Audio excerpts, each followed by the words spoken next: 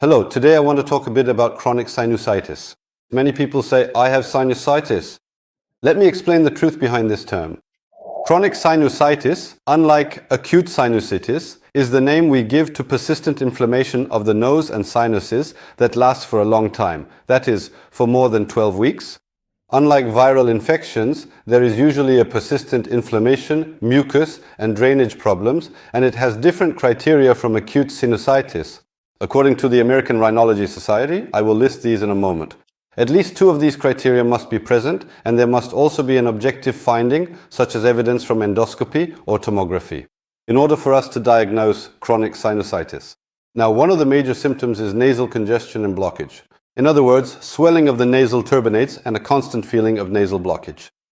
This may or may not be accompanied by deviation, that is, curvature of the nasal bone. Despite this, even if there is no deviation, a severe sensation of nasal congestion can still be felt. Nasal discharge can occur from the front or the back, that is, it can be anterior or posterior. Facial pain or a feeling of pressure, impairment of the sense of smell, in other words, having at least 2 of these 4 major criteria, along with findings such as edema, mucus, and polyps inside the nose during endoscopic examination, and also observing mucosal thickening on CT are sufficient criteria for diagnosis. There are also different types of chronic sinusitis. Among themselves, they are classified further. So there isn't just one single type of chronic sinusitis. First, I want to talk about chronic sinusitis without polyps. In this type, there is no thickening of the mucosa or presence of polyps. This is characteristic of this type. Inflammation is predominant. It is neutrophilic. This is the more commonly seen type. As I mentioned, the symptoms are congestion and discharge. This discharge can be from the front or the back. It can be anterior or posterior. Pain around the head and nose is one of its typical features. There is also a condition we call chronic sinusitis with polyps. In this case, inside the nose, there are soft, painless polyps.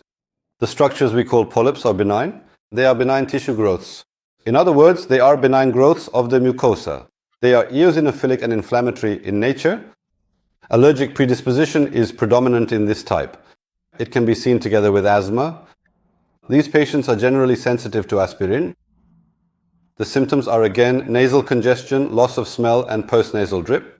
There may be a feeling of heaviness in the head, but the most prominent symptom is severe nasal congestion. In respiratory tract diseases related to aspirin, the sinuses are also affected. These patients have sensitivity to aspirin or nonsteroidal anti-inflammatory drugs. It has an aggressive course. In this disease, there are frequently recurring sinus infections and polyps. Treatment is difficult. Systemic corticosteroid therapy is always added to the treatment. Surgery is performed if necessary. However, recurrence rates are high. There are also allergic and fungal rhinosinusitis cases. Again, these affect the paranasal sinuses. These are seen more often in individuals who are prone to allergies. A characteristic feature is the presence of thick, sticky mucus secretion in the nose. On tomography, they appear hyperdense. In other words, dense lesions are observed, and the polyps usually fill an entire sinus or the whole nasal cavity. As I mentioned, the origin is allergic, meaning that patients have a significant predisposition to allergies. Again, the sinuses may be invaded by fungal, that is, mold infections. This is another type of sinus disorder, especially in non-invasive fungal rhinosinusitis. The lesion is localized to the maxillary sinus, that is, the sinuses in the cheeks. It is chronic, but usually unilateral. There is a fungal colony within the mucus. This is specifically a type of fungus called aspergillus. It multiplies and fills the sinus. The treatment is generally done by surgically removing this fungal mass.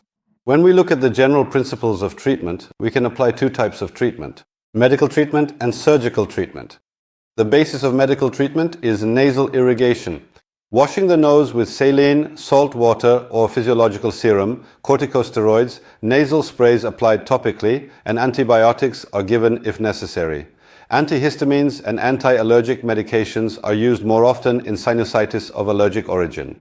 In surgical treatment, the most commonly used method today is functional endoscopic sinus surgery.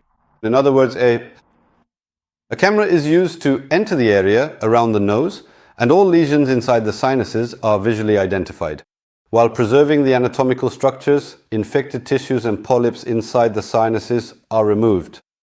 And the goal is to improve ventilation by enlarging the ostia, that is the entry openings of the sinuses, to allow the sinuses to ventilate properly. One of the main objectives here is the removal of polyps and mucus. Another is related to the anatomical structures. By correcting them, the aim is to eliminate the obstruction. In other words, what we call sinusitis is actually not a single disease. There are quite a few causes that invade the nasal cavity, infect it, and lead to nasal congestion. Therefore, our treatment methods differ for each cause. The treatment mainly varies depending on the type of underlying disease. But our results are quite promising, and these surgeries are successfully being performed. Now here, it is first necessary to identify the factor causing the nasal congestion.